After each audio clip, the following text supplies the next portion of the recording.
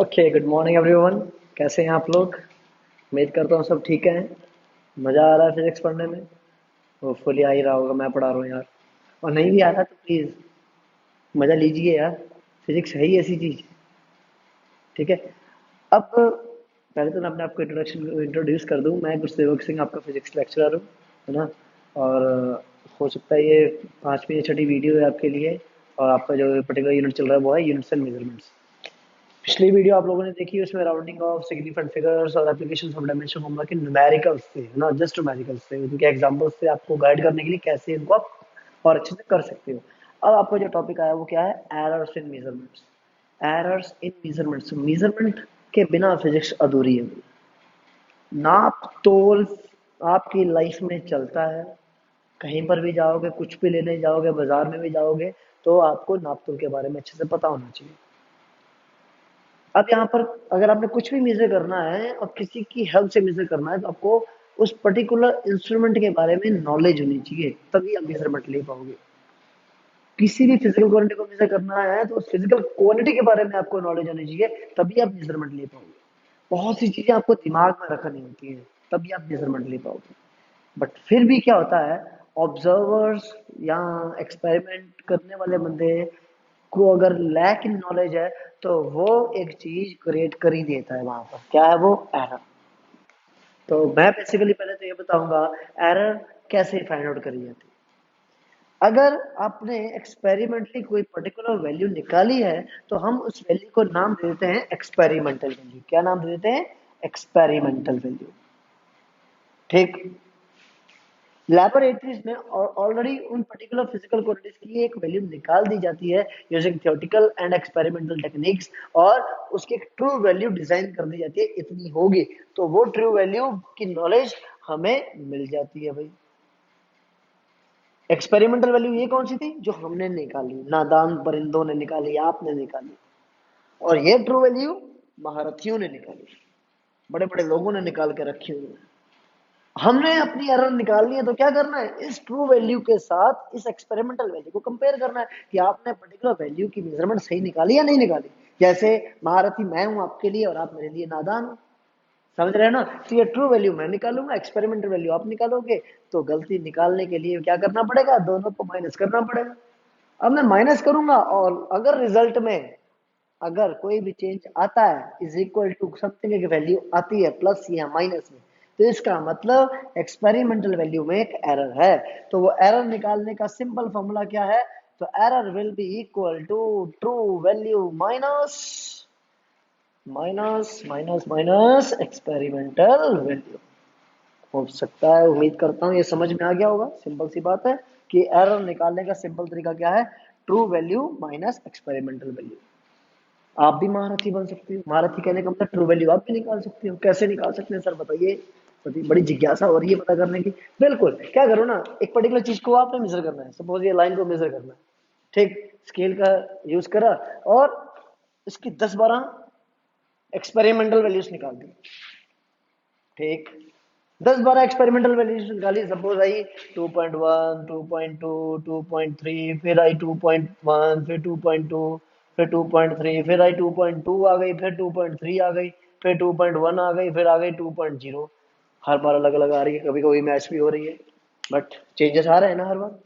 तो अब महारथी बनना है। महारथी कैसे बनना है? मतलब कहने का मतलब है महारथी तो ट्रू वैल्यू देते हैं, जो अच्छे लोग होते हैं, जो मेरे मेरे जैसे पढ़े लिखे हों। तो बेसिकली क्या करना है, ये 10 डिफरेंट वैल्यूज हैं, 10 डिफरेंट वैल्यूज का क्या करता हूँ? मीन निकाल दो। क्या करता हूँ? मीन निकाल दो। अब वो जो मीन वैल्यू होगी ना, वो बहुत ज्यादा क्लोज होगी किसके? इस ट्रू वैल्यू के। तो हम कई क्वेश्चंस में ऐसा भी करेंगे।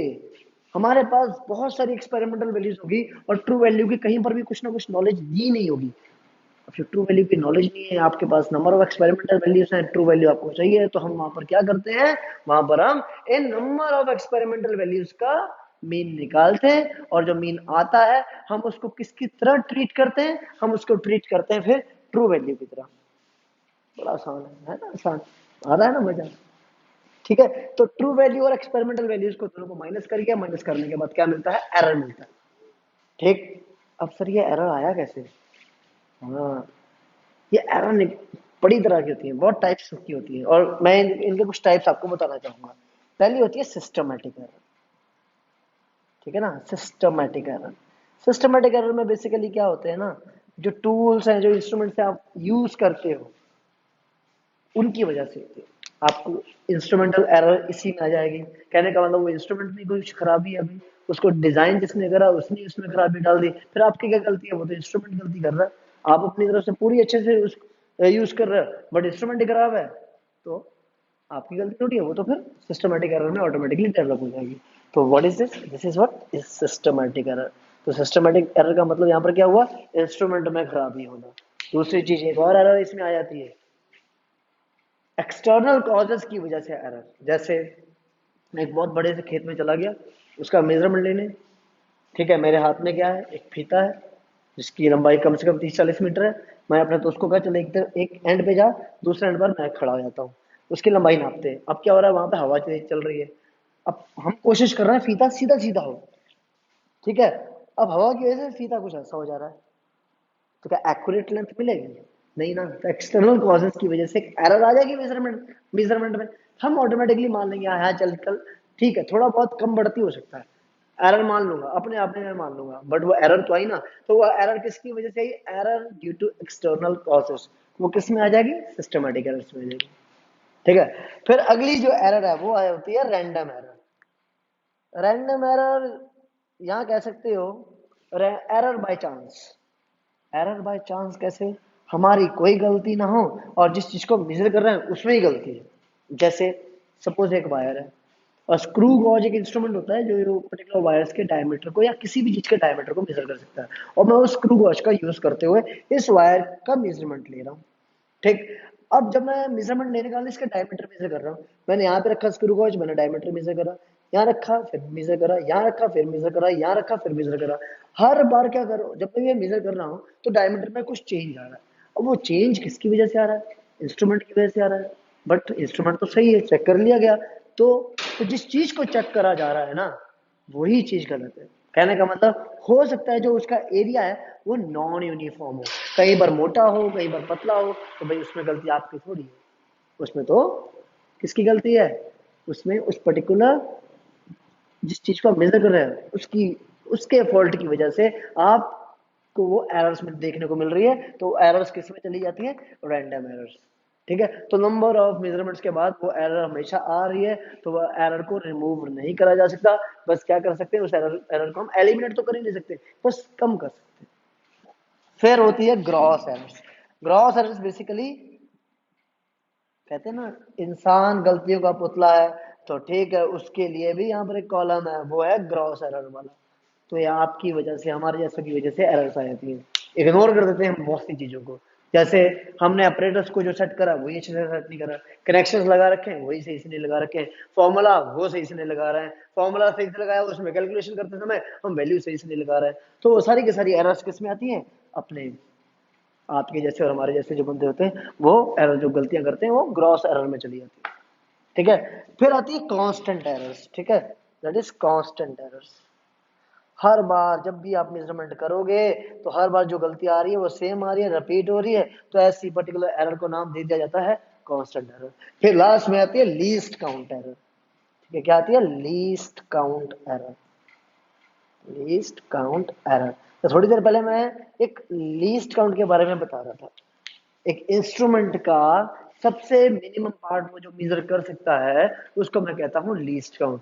तो जब भी मैं मेजरमेंट लिखता हूँ उसके साथ साथ मैं प्लस माइनस करके एक एरर लिखा करूंगा। तो अगर जिस इंस्ट्रूमेंट की मुझे लीस्ट काउंट पता होगी तो मैं अपने आप में मान के चलूंगा कि इसमें एरर अगर होगी तो उसके लीस्ट काउंट के आसपास की ही होगी, इससे ज्यादा इससे कम नहीं हो सकती, ठीक है। तो अपन लोग उसको किसमें कंसीडर कर लेते हैं, लीस्ट काउंट एरर में कंसीडर कर लेते हैं।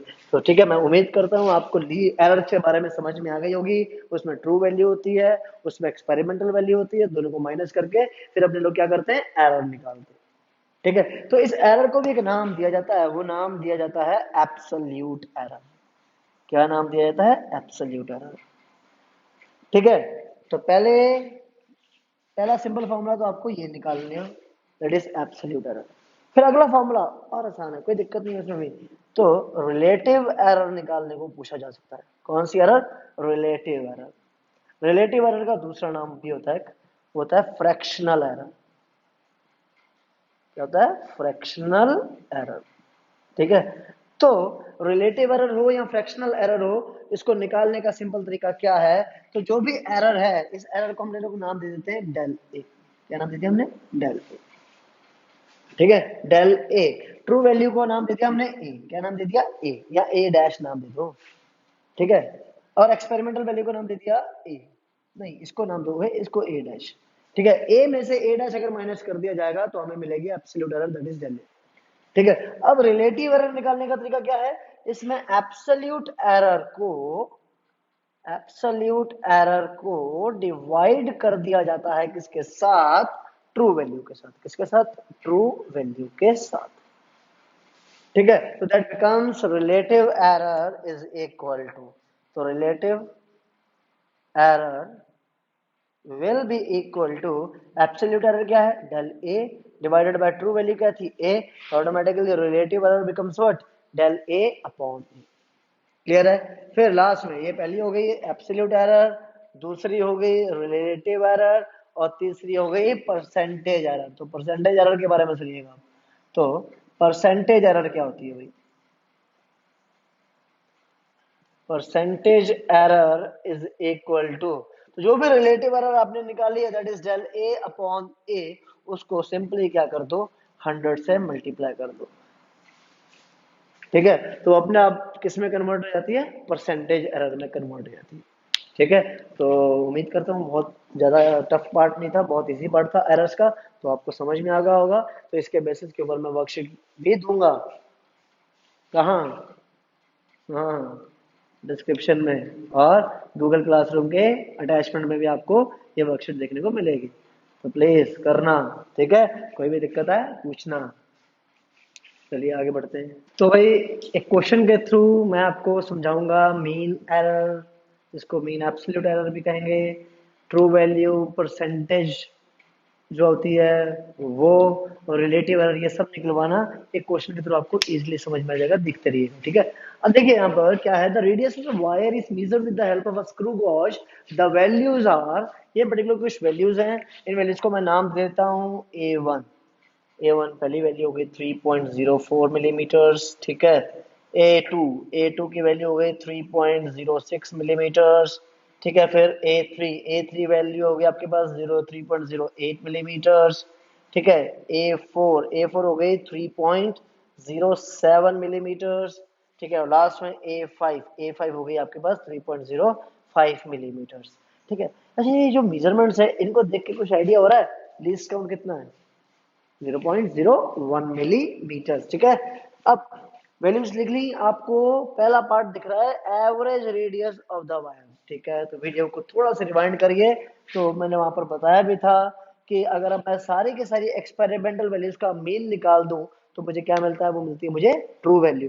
तो इन्होंने इनडायरेक्टली पूछ लिया एवरेज रेडियस, तो एवरेज रेडियस अपने आप में क्या है, एवरेज रेडियस आपका यहाँ पर है ट्रू वैल्यू। क्लियर है, तो ट्रू वैल्यू मुझे निकालनी है, निकालने का तरीका, इसको मैं ए नाम दूंगा, तो A will be equal to A1 plus A2 plus A3 plus A4 plus A5 divided by 5। ठीक है, तो इन सारी वैल्यूज को मैं यहाँ पे लिखूंगा, 3.04 प्लस 3.06 प्लस 3.07 प्लस 3.08, 3.04 6 7 से 5 नीचे 8 है, कोई बात नहीं, 3.08 और 3.05 डिवाइडेड बाय 5, ऐड करेंगे 6 4 10 17 25 और 30, तो 3.30 डिवाइडेड बाय 5, तो 6 पॉइंट, अच्छा सॉरी गलत हो गया थोड़ा सा, 0.30, और कितनी क्वांटिटीज हैं, 3 दैट इज 15, तो 15.30 डिवाइडेड बाय 5, तो कितना आ जाएगा, 5 3 जा 0.0 जा 6 जा, तो ए की वैल्यू कितनी आ गई, 3.06 मिलीमीटर। तो आपको क्या मिल गया, एवरेज रेडियस कह लो या इसको ट्रू वैल्यू कह लो। ठीक है, दूसरा पार्ट कह रहा है एब्सोल्यूट एरर निकालिए सब में। ठीक है भाई, तो दूसरा पार्ट है एब्सोल्यूट एरर निकालिए सब में, तो डेल A1 निकालनी है, डेल A2 निकालनी है, डेल A3 निकालनी है, डेल A4 निकालनी है, डेल A5 निकालनी है। क्लियर, कोई दिक्कत नहीं। अब भाई एब्सोल्यूट एरर का जो फॉर्मूला होता है क्या था, true value minus experimental value. तो ट्रू वैल्यू तो आपने ये निकाल ली, एक्सपेरिमेंटल वैल्यू से सारी है, तो सब में एरर निकालना है, तो कोई दिक्कत नहीं। True value minus A1, true value minus A2, true value minus A3, true value minus A4 और ट्रू वैल्यू माइनस A5। तो ये सारी की सारी एब्सोल्यूट एरर्स आपकी हर एक केस में आ गई।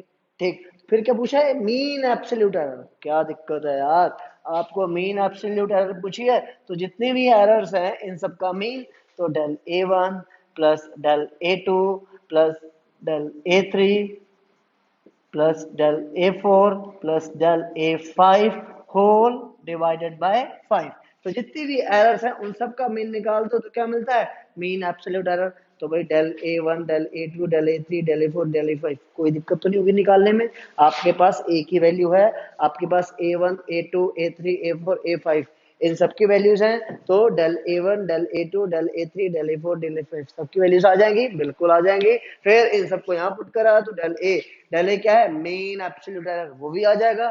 फिर लास्ट में आया और रिलेटिव एरर। रिलेटिव एरर का फॉर्मूला क्या होता है, डेल ए अपॉन ए, याद आया, डेल ए अपॉन ए। तो डेल ए आपने ये निकाला, ट्रू वैल्यू आपने ये निकाली थी, दोनों को डिवाइड करा तो रिलेटिव एरर आ जाएगा। फिर लास्ट में है परसेंटेज एरर। परसेंटेज एरर कैसे निकालते थे, del A divided by A into 100। तो जो भी आपके पास यहाँ पर रिलेटिव एरर आई होगी उसको मल्टीप्लाई कर देंगे किसके साथ, 100 के साथ, परसेंटेज एरर आ जाएंगी। ये तो एक क्वेश्चन है सिंपल सा जो मैंने कराया। अभी बहुत सारे क्वेश्चंस कराऊंगा अगली वीडियो में, अभी के लिए इतना ही, थैंक यू। और अगर आपने मेरा सॉरी अगर आपने मेरा चैनल सब्सक्राइब नहीं करा है तो प्लीज गो अहेड और इसको जल्दी से करिए। Thank you so much.